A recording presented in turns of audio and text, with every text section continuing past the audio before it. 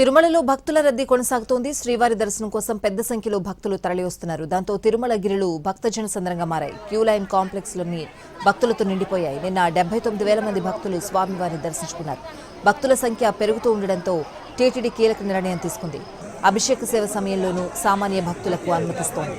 ఇవాళ అభిషేక సేవ సమయంలో 5,850 మంది భక్తులకు స్వామివారి దర్శన భాగ్యం కల్పించింది. గత 6 రోజుల వ్యవధిలో 5 లక్షల మందికి పైగా భక్తులు శ్రీవారిని దర్శించుకున్నారు. దర్శనం చేసుకున్న భక్తుల కంటే చేసుకోవడానికి వచ్చే భక్తులు ఎక్కువగా ఉన్నారు.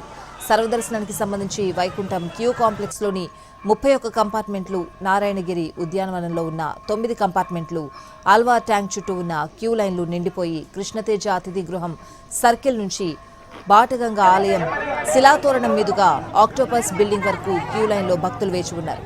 దీంతో భక్తులను పాచకాలువ గంగమ్మ ఆలయ ప్రాంతం నుంచి క్యూ లైన్లోకి అనుమతిస్తోంది టీటీడీ.